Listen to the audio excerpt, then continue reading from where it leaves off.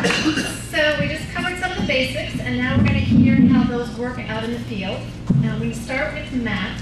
Matt O'Malley is the political director for Mass Equality. He has extensive experience as a legislative aide in running political campaigns, including being a candidate himself. Just a few years ago, winning gay marriage was seen by many as an impossible dream, but Mass Equality has made it happen. We've been key to winning gay marriage in Massachusetts, and now it is winning in states across the country, even moving towards passage in New Hampshire. Just this last week.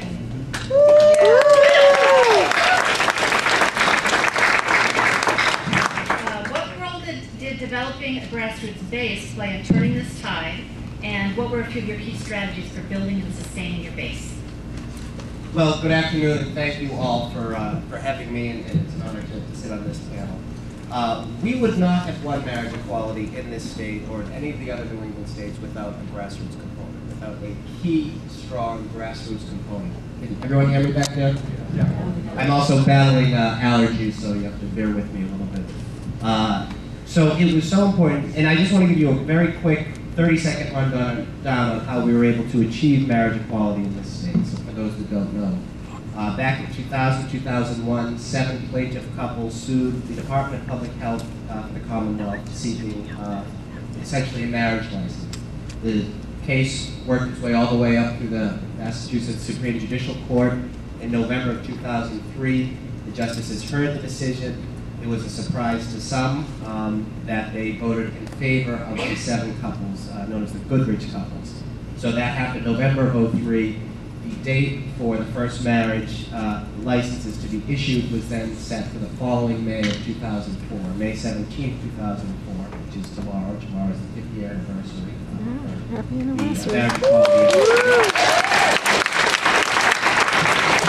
So it was done through the judicial process, and then this is where the real important part comes in, the grassroots part comes in. So on the other side, for checks and balances, which we all agree are important, there is something known in this state as the Constitutional Convention.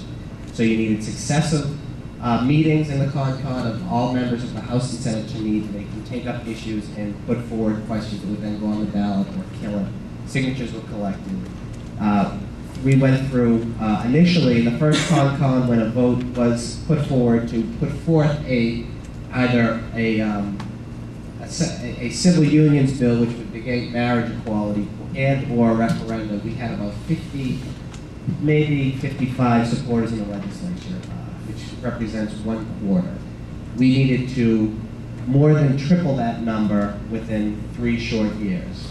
It was very, very difficult, but it was doable, and we were able to do it. In June of 2007, under the final CONCON, we had 151 members of the legislature stand up for marriage equality and killed any attempts to change it, to do away, to create a separate but equal system in this state.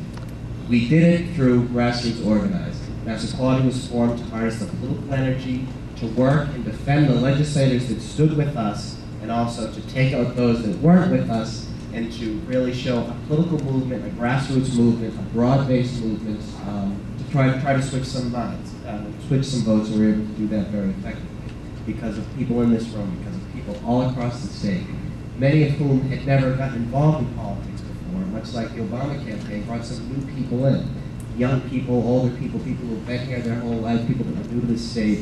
This is an issue that resonated with so many people. And the other thing we did is we didn't frame it as an LGBT issue. And I can say that, as the token straight guy in the office. This is an issue that is among the chief civil rights issues of our generation, of this generation.